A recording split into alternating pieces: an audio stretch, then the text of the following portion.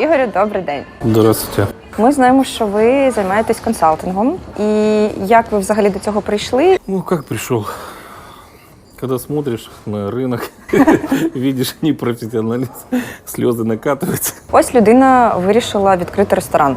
Який найперший крок вона повинна зробити? Убедиться в том, что он этого хочет. Де взяти гроші? Если денег нет, да, лучше не ввязываться. Чи варто починати бізнес з друзями? Ой. В основном украинская кухня была представлена куреньками, какими-то хуторками, домиками там, в деревянном стиле, и все. Мы ж другие, да? Вот нам надо брать не классику, а брать модерн. Поэтому, мне кажется, время пришло.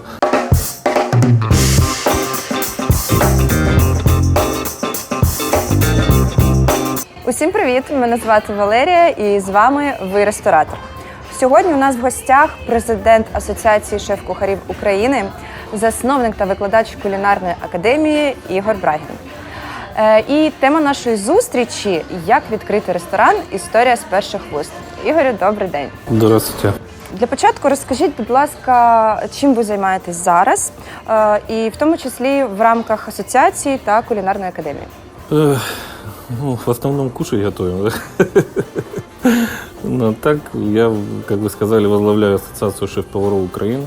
Это общественная организация, которая объединяет профессионалов всей Украины. Очень много трачу сил, средств для того, чтобы создавать какие-то интересные программы для членов нашей ассоциации. Также мы там сделали такой продукт, как чемпионат Украины кулинарного искусства, который ежегодно проходит у нас в конце мая, начале июня во Фридоме. Ну, вот, касательно вот этого 2019 года, то будет это 4, 5, 6 июня. Потом мы проводим такой большой фестиваль «Best Chef», в основном на природе, возле бассейна. Вот, берем такую площадку, Кальмека пляж. Ну, он такая неформальная обстановка, и очень много приглашаем туда спикеров, в том числе шеф-поваров со звездами Мишлен, потому что мы хотим, чтобы делились опытом с нашими членами ассоциации только лучше. И также у нас мы еще сделали такую программу для членов ассоциации, называется «Барбекю пати», на которой, если ты относишься к нашей организации, ты можешь приехать туда, полностью все включено на береге Днепра. Мы там арендуем площадку, шашлыки, там мидии какие-то, пиво, алкогольные напитки, игры, футбол, волейбол, бадминтон, теннис, катание на лодках. И такой целый день как бы драйв, только общение с профессионалами и отдых. Никаких там рабочих, ну, несколько каких-то рабочих мастер-классов мы делаем, таких именно легких, не нагружающих, чтобы там выяснить там, какие-то там интересные принципы приготовления, техники, которые появляются. Потому что наша задача постоянно искать какую-то индивидуальность, да, какую-то новизну. Потому что для профессионала, если ты не будешь предлагать постоянно что-то новое, ты не интересен. Потому что они профессиональными поварами становятся из-за того, что они находят какие-то новые рецепты, там, новые технологии и внедряют, и постоянно впереди. Вот. Ну, как раз вот тут можно сказать про нашу кулинарную академию, которая уже более 7 лет, уже 8-й год пошел.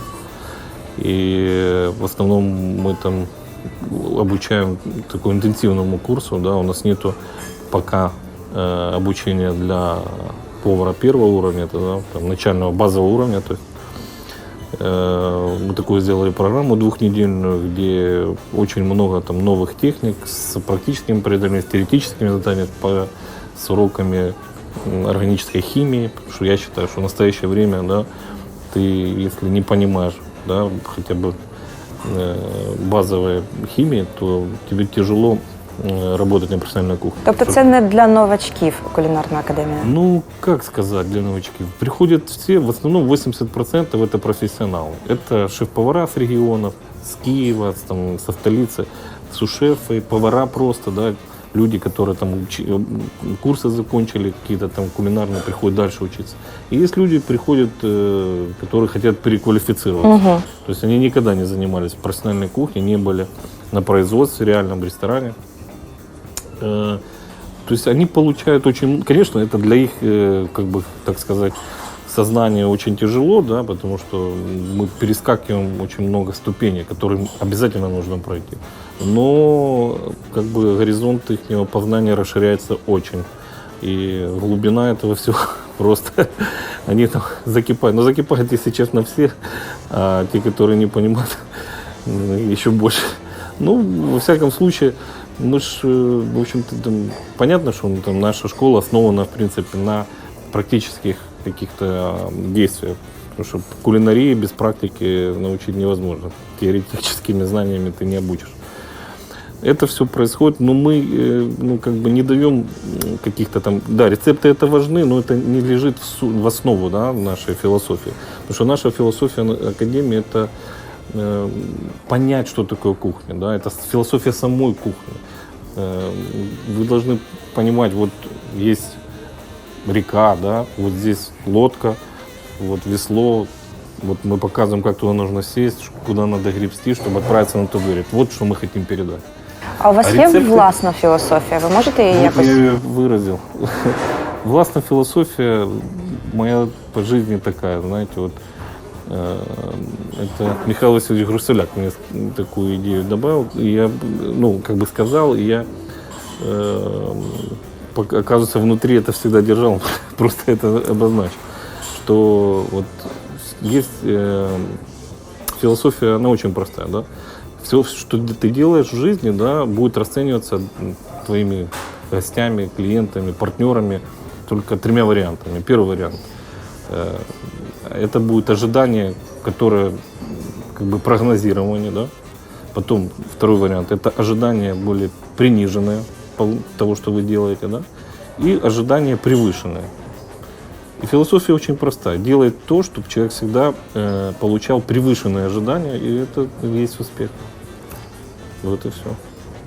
Ми знаємо, що ви займаєтесь консалтингом. І як ви взагалі до цього прийшли? І чи є проекти, які ви вважаєте найуспішнішими? Ну, как пришел? Когда смотришь на рынок, видишь непрофессионализм, слезы накатываются, и приходишь все-таки, закатываешь рукава и начинаешь работать. Ну, во-первых, вот ресторан, в котором мы сейчас находимся, да, я считаю, это очень успешный проект. Это вообще эксперимент, даже можно сказать, всей нашей команды. Мы здесь работали с Инной Андрейшиной, она мой партнер в консалтинговой работе. И тут вот мы сделали нечто, что-то такое среднее. Нельзя сказать, что это ресторан, но нельзя сказать, что это паб. Это такой гастрономический, ну, как бы, я не знаю, гастрономический симбиоз и паба, и ресторан, потому что есть сцена, есть большой экран, название биржа, да, и видите, очень много экранов по ресторану, где идут котировки, как на Олд-стрит. Ага. Котируется там на пиво, которое сегодня, ну, у нас есть продаж, где-то около 18 сортов пива.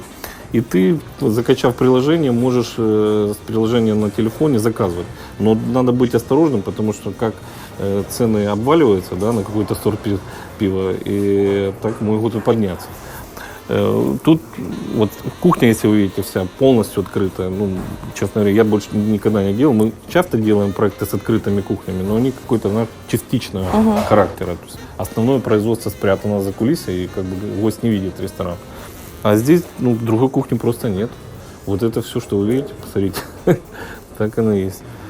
Ну, вот в Днепре у нас очень удачный проект Пуричвени. Это грузинская кухня, это совсем другая концепция. Такой современный грузинский ресторан. Мы открыли уже второй сейчас в Кривом Роге и будем еще 2 открывать в Харькове и в Запорожье, наверное. Ну, еще пока не буду там комментировать точно, что это в процессе работы. В Черкасах ресторан «Форест». Очень популярный, хороший ресторан мясной уже до сих пор. Во Львове «Лавен Львив». Если кто будет, очень рекомендую. Шеф-повар там Малюга. Леонид, который является членом ассоциации, ученик, выпускник нашей тоже кулинарной академии. Здесь шеф-повар очень талантливый Иштван Андрела, тоже выпускник нашей кулинарной академии. Ну, просто рекомендую пойти попробовать, он делает шедевральные вещи. Потом, где еще? В Кривороге так еще есть наш концепт «Природа». Это большой загородный комплекс, там и гостиница, и ресторан, и большая летняя площадка. Очень популярный тоже в этом городе. Так, ну, и вот на Хрещатике мы сделали недавно ресторан «Джорджия». Это тоже грузинская кухня. Там открытая кухня, такой интересный концепт, более такой демократичный. Ну, грузинская кухня, она очень простая, там, естественно, надо ее оценивать именно только вкус. И креативность, она очень такая посредственная, там, потому что грузины очень щепетильно относятся к своей классике, и они вот эти все модернистские кухни не сильно как бы развивают и любят. Ну, есть там некоторые люди, некоторые шефы, которые, в общем-то, экспериментируют, да, модернистской подачей грузинской национальной кухни. Ну, много чого там. У вас за плечима безліч проєктів, та чи були провальні? І як ви взагалі переживаєте ось такі моменти? Ну, есть один ресторан, который закрылся, один, да. Ну, как бы, я скажу, там, и ошибка была стратегическая, наверное, да, потому что концептуально мы выбрали правильно, и он был полный людей, на самом деле. То есть там всегда были люди, всегда всем нравилось, вкусно, заказывали. Ну, где-то мы ошиблись в том, что размеры помещения, да, и эта концепция, вот она не совпадало. Что для той концепции, которую мы планировали, надо было помещение намного больше. Мы зашли там в 70 квадратов, и как бы все было, но тот как бы план, да, экономический, который стоял, мы его не дотягивали и приняли решение, в общем-то, отказаться. И все. А так остальные все проекты работают. То есть кто-то очень хорошие экономические показатели, кто-то чуть меньше. Но, в общем-то, в Луцке кафе «Девина» тоже очень такой интересный формат. Как бы в основном, да, кафе и «Девина», да, много вин и хорошая кухня, там такая атмосфера более консервативная, домашняя, ну, при этом самое главное, это, конечно, вкусная кухня. Безперечно. Ось людина вирішила відкрити ресторан. Який найперший крок вона повинна зробити? Убедиться в том, что он этого хочет. Ну, а далі? Ну, потом, если человек в этом бизнесе никогда не участвовал, не был, обязательно нужно работать с командой профессионалов, которые занимаются запуском. Я не рекламирую себя ни в коем случае, должен выбрать, потому что, честно говоря, я бы сам даже, вот я сейчас говорю, я очень много открываю ресторанов, но для себя я тоже буду брать людей, которые будут мне делать. Потому что это большой объем и отношение там, ну, как бы к своей работе и к кому-то, ну, скажем, достаточно все это скрупулезно и щепетильно. Потому что тебе надо пройти несколько там колец ада. Да?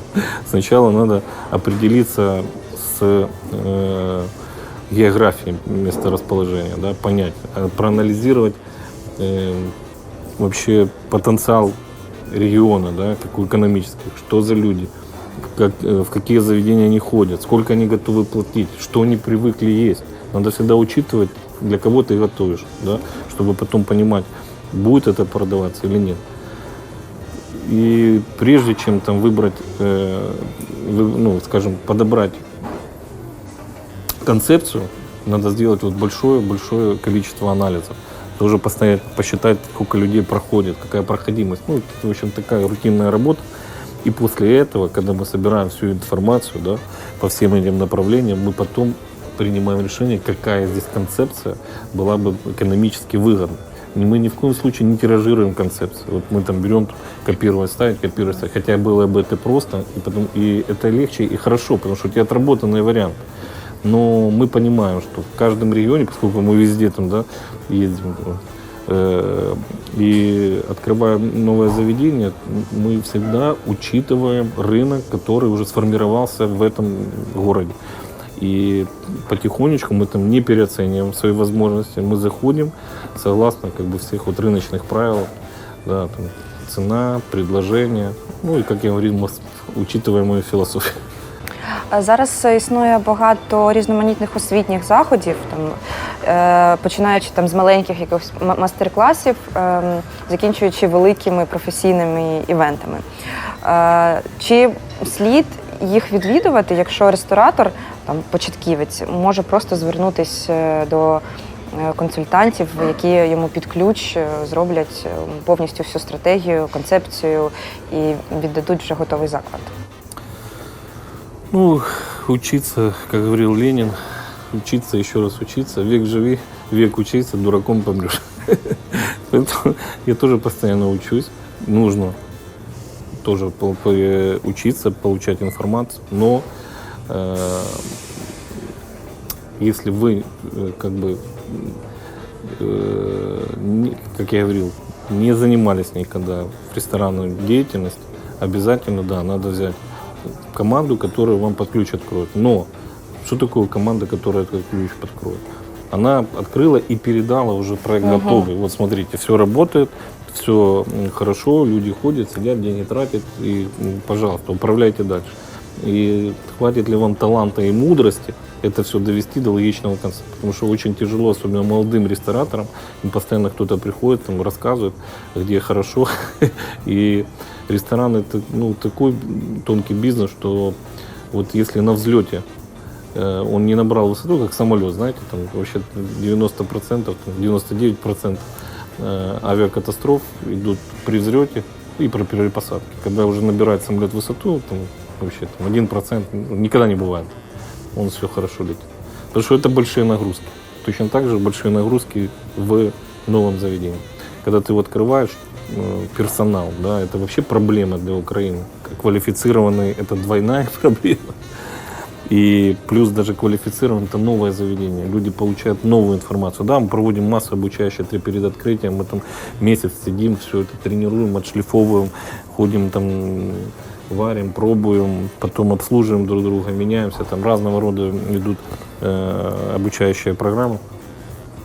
И вроде бы, казалось бы, там, человеку все объяснили, да, он все это попробовал, он все сделал пошагово до конца. Но всегда появляются какие-то нештатные ситуации, как говорил Свор, тяжело в учении и легко в бою. Но бывает в бою ситуация, которая ты не прошел обучение, ты можешь непонятно среагировать. И тут вот этот период, он очень шаткий, потому что тут нужен контроль и внимание. Всегда надо смотреть, как все это работает. Если вот какие-то паники возникают на каком-то процессе, сервис, кухня, да, там, сразу надо быстренько туда внедряться, анализировать и быстренько выдавать решения, чтобы это все пройти, и ресторан развивался дальше шел своим чередом. Это большой объем работы, я сам с этим не справляюсь. Я работаю в команде, я вообще считаю, что я с детства так получилось, что занимался спортом. Это команда, это футбольная команда, борьба, это тоже команда. И для меня вот это стало тоже ключевым в жизни, да, потому что я тоже создаю коллектив, команду, с которой иду дальше там, в какую-то там деятельность. Тут постає головне питання, коли людина вже приймає рішення, що вона дійсно хоче відкрити ресторан, і там вона вирішила, яка це має бути концепція. Де взяти гроші? Як знайти інвестора? І взагалі, наскільки це можливо в умовах нашої країни? Значит, первое, хочу посоветовать, если денег нет, да, лучше не ввязываться, потому что на самом деле ресторан надо понять, да, бюджет какой будет, и это не маленькие деньги. И ты должен, мало того, что построиться, обеспечить полностью выполнение всех строительных работ, закупка инвентаря, мебели, всей утвари, да, которую необходимо, ты еще должен инвестировать в первый склад, бар и кухня. Это тоже там на 300, на 400 тысяч гривен. И плюс создать такой стабилизационный фонд, чтобы первые 3 месяца, несмотря ни на что, все получали зарплату вовремя, финансирование было полностью, там, расчет поставщиком вовремя, чтобы не было никаких вот этих качелей. Потому что все может очень быстро рухнуть, если... Потому что очень много еще других процессов, которые влияют. Да? Но если вот финансовые процессы, они шаткие, постоянно там, персонал и партнеров всех кошмарят, да, это создает определенный такой негативный микроклимат. И народ очень быстро это чувствует, и сразу, а ты еще вообще сырой. Там одно дело, там, ты когда уже в процессе плавания, взлета можешь там, играться, да, финансами, там, не доплачивать, выдерживать паузы там, с расчетом. А вначале это вообще ни в коем случае нельзя сделать. Но где деньги брать, несложно на это ответить. Надо работать над этим вопросом. Вот і все. Існує такий міф, що заклади преміум сегменту із прайсом там, вище середнього, вони більше, так би мовити, приречені на успіх і інвестиції відбиваються швидше. Чи правда це? Я не знаю, откуда у вас такая информация. На самом деле это все далеко не так. Во-первых, ты везде такой ресторан не построишь. Это должно быть определенное место в центре, наверное, столицы или в центре там, города-миллионника, где уровень жизни достаточно высокий. Это первое, да. Второе, ты должен инвестировать туда чуть больше, чем все остальные рестораторы. Правильно? Ты же хочешь премиум класс, значит, у тебя должно быть полностью плитка, обои, потолки, стульчики, столы, посуда, все дороже, чем бы ты открывал ресторан среднего класса, правильно? Естественно, потом персонал. Он тоже будет дороже по содержанию своему, чем в другом ресторане. И это все, все это инвестиции. И потом ты заходишь на рынок со своим, естественно, ценником. Естественно, не дешевым, правильно? Потому что ты не можешь, ты же понимаешь, ты же бизнесмен, что ты вложил такое количество денег. У тебя содержание предприятия столько-то стоит. Значит, твое ценообразование и твой план продаж должен быть такой-то. Все просто считается. И после этого идет момент, а чтобы привлечь вот эту публику, которую ты хочешь, тут очень нужно много всяких уловок, потому что на самом деле на богатых людях очень тяжело зарабатывать. Они поэтому и богатыми, потому что они не сильно хотят расставаться с деньгами. И поверьте, что там вот в таком формате работы там любая ошибка легкая будет стоить серьезных проблем. Это сложный формат. Насколько он окупается, это рискованный формат. То есть, во всяком случае, ты должен заходить туда хорошим стабилизационным фондом, да, и хорошими инвестициями. И да, он имеет право на жизнь, если вы все правильно рассчитали, сделали там, где есть эти люди, которые готовы платить эти деньги, да, для которых нужно сделать уникальный продукт, креативный, интересный. Это просто дорого стоит. И посмотрите, кто является хозяевами таких, в общем-то, дорогих ресторанов. В основном это люди, у которых как минимум еще есть какая-то сеть за плечами. И вот уже настало время, то есть они уже отработали свою базу, там, повысили свой уровень и начинают вкладываться в такие вот дорогостоящие проекты, там fine dining называется. И потихонечку уже приводят туда уже свою публику, которая их знает, и они начинают с ними работать. Что касается рынка, да, то в принципе сейчас ресторанная культура, конечно, кардинально поменялась, чем было 20 лет назад. Если раньше, допустим, чтобы попасть в хороший ресторан, надо было купить билет в Париж, дорогущий, да, и потом заказать обед, ужин в Париже и полететь это сделать. То сейчас билет на самолет в Париж стоит дешевле, чем ужин в ресторане.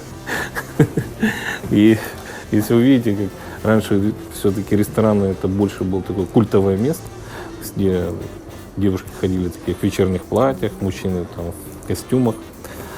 то сейчас все ходят с собачками, с котиками, с детьми.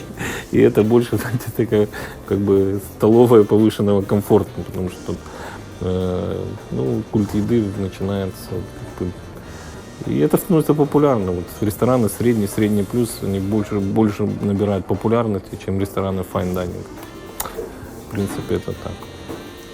А скільки взагалі мінімум потрібно грошей, щоб відкрити ресторан там середній чи середній плюс? І як швидко ці гроші відбиваються? Ну, чи є якась статистика? Умовна. Хотя бы. Это все умовно. Умовно, во-первых, надо же понять, какая концепция, да. И после этого считать. В среднем надо рассчитывать. Мне трудно сказать. Я сделаю такую вилку, там, наверное, это будет стоить там, от 500 до $1000 за квадратный метр, в зависимости, что вы хотите. Вот берете помещение, и вот эти инвестиции рассчитываете, бюджетируете, плюс-минус. Я даже взял, видите, $500 плюс-минус, потому что мне трудно сказать. Это будет очень непрофессионально, если я скажу, вот такая именно цена. Угу. Багато хто починає бізнес, відкриває ресторани в партнерстві. На ваш особистий погляд, чи варто починати бізнес з друзями? Ой, наверное, нет. Все-таки это тяжелый случай, тем более в Украине у нас как-то, я знаю, очень много плачевных историй, когда друзья заходили в бизнес, и потом, не то что друзья, родственники заходили в бизнес, через 5 лет рвались, что до сих пор не здороваются с друг другом. Партнерство, ничего здесь плохого нет, да, это все хорошо. Но что такое партнерство? Это очень серьезный вопрос. Это, как бы для меня это тяжело, для меня партнер, это, я не знаю, там, это вопрос, готов ли ты лечь в постель с этим человеком спать или не готов. Вот даже до такой степени. И тогда ты поймешь, он твой партнер или не партнер. Там, я ничего плохого не имею. Хотя бы вот такие, потому что если есть какие-то расхождения, я уже в равных в партнерских конгломерациях участвовал и участвую. И я понимаю, что вот, это непросто, чтобы там, допустим, я с кем-то стал партнером. Это очень долго размышлений и много тоже аналитики, взвешивания, там, что за человек и насколько ты готов. Потому что на самом деле не надо никогда, наверное, очаровываться, чтобы потом не разочаровываться. На відміну від європейського досвіду, в Україні не так багато шефів стають рестораторами. На вашу думку, чому так сталося? Объясню. Вот я часто, кстати, вот своим членам ассоциации, своим друзьям, шеф-поварам ставлю пример. Да? Вот на самом деле, если анализировать, потому что я представитель рабочего класса, на самом деле я много лет назад начал, у меня классическая моя судьба и моя карьера там, по классическому, не знаю, формату развивалась. Я был помощником повара, потом стал поваром, потом стал старшим поваром и потихоньку стал управляющим ресторана, да. Потом начал заниматься бизнесом, имел свой бизнес, потом создал ассоциацию и начал заниматься консалтингом, да. То есть я разбивался снизу, у меня не было там никто мне плечо никакое-то финансовое не поставил, ни родителей, которые всегда могли доинвестировать и помочь. Все вот так, своими руками. И очень много поваров, они очень классные ребята, очень классно готовят, вкусно. Это вообще идеи сумасшедшие, невероятный вкус, креативность, все на высоком уровне. Ну вот, понимаете, большинство их не понимают как бы правила бизнеса, да, и вообще философию инвестора, и что ему нужно, и тому. Они разговаривают на одном языке, а инвестор разговаривает на другом языке, и у них несостыковка. И я сколько им объясняю, смотрите, вот, друзья, вот сколько управляющих ресторанов заходит в партнерство, да, с инвестором, потому что вот мы сейчас можем анализировать, я 20 лет уже практикую, да, и смотрю, когда там были поварами, и многие официанты сейчас стали директорами и стали совладельцами ресторанов. Именно те, которые начинали с официанта. Да, они прошли путь от официанта, там, управляющего, администратора, управляющего, а потом партнерство, да, и где-то они владельцы, совладельцы, там, и таких примеров много. А поваров единицы. А почему? Потому что они не хотят вникать в экономику, они не хотят вникать в управление. Вот они считают, что вот вкусно приготовить, классно организовать работу только кухня, это успех. Да, безусловно, это классно, успех. Но если ты не будешь думать больше, если ты не будешь думать про финансы, да, потому что это бизнес. А что такое бизнес? Это мероприятие, инвестиция, которая направлена на приношение прибыли. Точка. И инвестор понимает только это. Да, ты классный повар, вообще отлично, но ты нужен в этой связке для того, чтобы в конце от вложенных средств была существенная прибыль. Точка. И вот на этом как бы происходит. Когда инвестор приходит, поговорил с поваром, да, и пообщался, пару таких вопросов задал, для себя сделал, да, парень, ты хороший, но доверить тебе там инвестиции там, в $1 миллион там, или 500 тысяч долларов, наверное, будет тяжело. Поэтому мы ставим возле тебя там, какого-то посредника. Хотя в Европе все наоборот. Все работает через шеф-повара. Вот шеф-повар, инвестиции, директор, управляющий ресторан. И потом они налаживают работу, и все это делается. Потому что, ну, может быть, там, у них другое совсем, ну, скажем, там, составление вот этих технологических карт, калькуляционных карт. Они так не считают. Может быть, поварам легче там, экономическую часть познать этого всего. Ну, и, во-первых, надо иметь желание. И вот поварам надо ходить на курсы вот, управления персоналом, маркетинга ресторана, обслуживания, сервиса и тому подобное. Давать, получать больше информации, когда они уже прокачают себе не только да, поварство, не только менеджмент, это классно, это хорошо, это основа, то это будет как бы, ну, реально просто там универсальный солдат, который будет нужен всем. Я им всем говорю, объясняю, вы на рынке, ваша цена будет, смотри какая, да? Любой инвестор захочет инвестировать в этого человека, потому что ничего себе, он готовит, организовывает кухню, знает экономику, сервис, маркетинг, движение, концепцию может сложить. Это вообще бесценный человек, правильно? Ну, пока мало кто начинает двигаться в этом направлении. Ну, все приходит уже с опытом, с годами. Но молодым я рекомендую изначально становиться на этот путь и полностью понимать, что такое ресторан в целом, не только кухня, хотя оно является сердцем. Які концепції, там, формати зараз у світі в тренді і чи ми встигаємо їх наздоганяти? Ну, вы знаете, как вам сказать, на самом деле в Украине у нас очень хорошо, особенно Киев всегда он впереди, постоянно какие-то новые концепты придумывают. Очень интересно, ну, наши соседи, как бы, как что не говори, даже там наша вражеская страна, да, Россия, но они более там концептуальные, и их рестораны входят в рейтинг там 50 best, занимают какие-то места. К сожалению, ни один наш ресторан не в рейтинг ни Мишлен, ни 50 best, ни Гумиё как бы не отображается. Ну, это по разным причинам. А концепция, как бы, тут много, ну, очень много, которые там, трудно сказать, какая там самая была бы успешная, да. Все это индивидуально, да. Мне кажется, так тоже... Тобто трендовість – це дуже відносно? Ну, сейчас, допустим, популярность была у нас там грузинская кухня. Мне кажется, что она уже, наверное, заканчивается. Как минимум в Киеве, да, но по регионам она еще будет популярной. Паназиатская кухня, да, сейчас у нас тоже поднимается. И мне кажется, Восток начинает больше сейчас прогрессировать, потому что она как-то ушла. Я не понимаю, но, допустим, во всем мире очень пользуется популярностью греческая кухня. В Украине вообще она стоит на месте, да.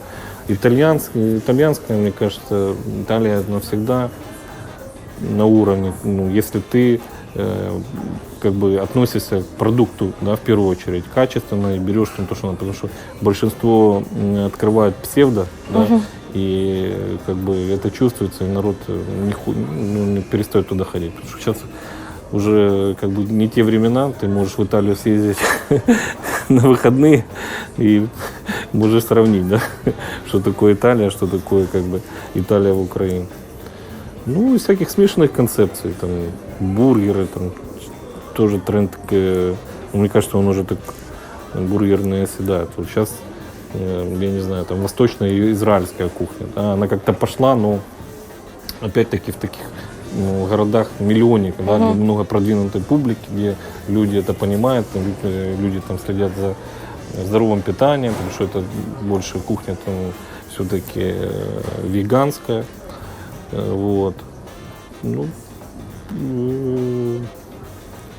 Ну и мне кажется, сейчас, вот следующий год, уже как бы Украина уже так разбалована всякого рода концепциями, потому что уже, знаете, ресторан там, высокой кухни, становится интересно. Больше сейчас интересно концептуальный ресторан какой-то там и конкретный, нордичный, этот самый, как скандинавская, да, кухня. Вот, еще в Киеве там несколько заведений только представляют. Мне кажется, там просто учредители, шеф-повара смотрят с другого ракурса. Придивляются. Надо по-другому ее представлять. Она очень интересная, и там есть на что равняться. И мне кажется, вот следующий год все-таки украинских ресторанов, таких концептуальных, современных. Может, 2 еще года, да, потому что уже, если Грузия к нам приелась, да, она пришла там более простая кухня, которая классика, в основном ничего сложного, и ценообразование очень приемлемое, то у нас украинская кухня вот только начинает выходить как-то, да, там появлением там, ресторан Барвы, там, Шо, там, Хуторок на Днепре, Канапа, да. И, в общем-то, они уже начали завоевывать популярность, и они некие другие, потому что до появления этих ресторанов в основном украинская кухня была представлена куреньками, какими-то хуторками, домиками там, в деревянном стиле, и все. Мы ж другие, да? Вот нам надо брать не классику, а брать модерн, перестать двигаться там украинское село, модернизировать, и вот это будет классно вообще. Я вот с удовольствием всегда, и наша ассоциация работает над тем, чтобы модернизировать классические какие-то блюда. Потому что вот даже на конкурсе мы сделали такие дисциплины, которые там ты участвуешь, да, должен там современная украинская кухня, должен показать какое-то классическое блюдо и взять ее современное. Там, лучшие вареники, да, ты должен показать какой-то уникальный рецепт подачи, вкуса и философии вот этого блюда, да, и вот мы как бы это все подогреваем для того, чтобы потом она зашла как бы в массу, потому что начинается все это с поваров, и если они начинают это готовить хорошо, классно, то любой инвестор это всегда приветствует и всегда как бы сделает ставку. Поэтому мне кажется, время пришло уже показать нашу... А у нас очень вкусная кухня. Реально, там, да, борщ там нельзя переоценить, там, вареники, там, да, всякие эти самые поджарки, крученки. Потрясающе. Но, мне кажется, вообще одна из таких самых вкусных вот наших славянских стран, там, советского пространства, скажем так. Поэтому... Багато поле для діяльності. Да. Ігор, я дуже дякую вам за приємну зустріч та бесіду. А з вами ми побачимося вже в наступному випуску. Если вам понравилось видео, ставьте лайк, подписывайтесь на канал и жмите на колокольчик. Пока.